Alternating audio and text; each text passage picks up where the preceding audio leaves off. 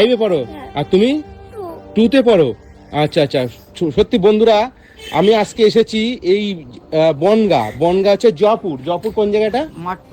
মাঠপাড়া জয়পুর মাঠপাড়া 3 নম্বর word.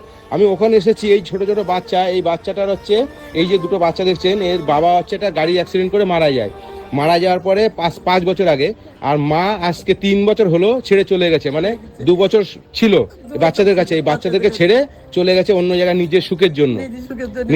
এই ছোট ছোট বাচ্চা দেখেন কত সুন্দর দেখতে বাচ্চা দুটোকে। এই বাচ্চা দুটোকে ছেড়ে চলে গেছে, মানে এখন কি সেই বাবা হারা, মানে মা হারা এই সন্তানগুলো স্কুলে গেলে স্কুলে দিদিমণিরা বের করে দেয় যে স্কুলে ড্রেস না হলে স্কুলে ঢুকতে দেবে না। মানে এরকম একটা পরিস্থিতি, ঠিক মতন খেতে পায় না।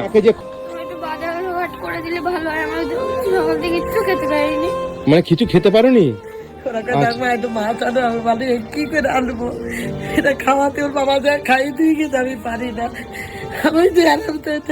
কেমন মা এত সুন্দর দুটো বাচ্চাকে ছেড়ে কি করে চলে যায়?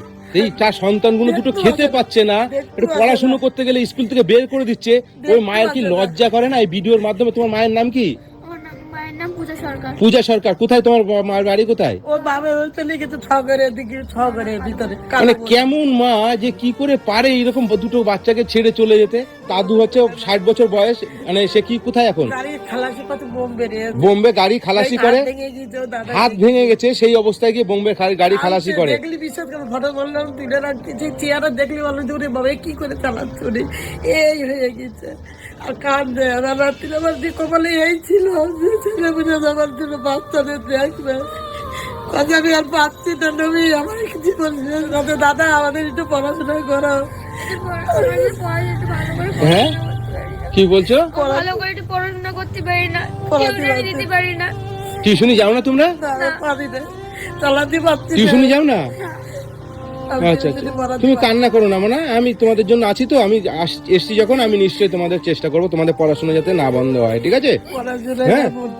হ্যাঁ, এখন তাহলে তোমাদের বাজার করে দিই। আর কি লাগবে তোমাদের? জামা কাপড় হলে ভালো হয়। মানে শীতের জামা কাপড় না স্কুলের জামা কাপড়?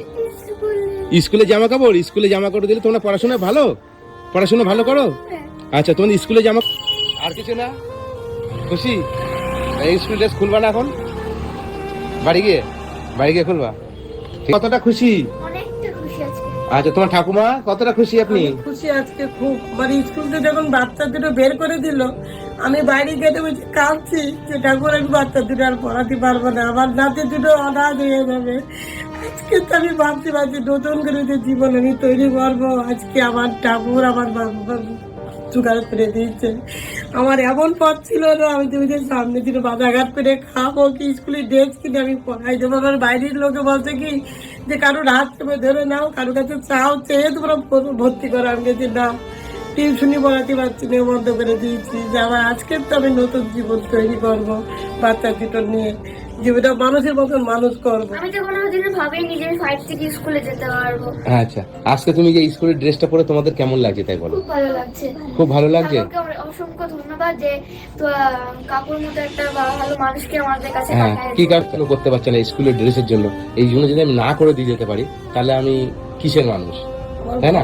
আজকে যাই হোক, আমার খুব ভালো লাগছে। যতই আমার পয়সা খরচা হলো, আমার বেশি, মানে আমার সামর্থ্য ছাড়াও করলাম, কিন্তু তবু আমার ভালো লাগছে যে এদের মুখে একটু হাসি ফোটাতে পেরে।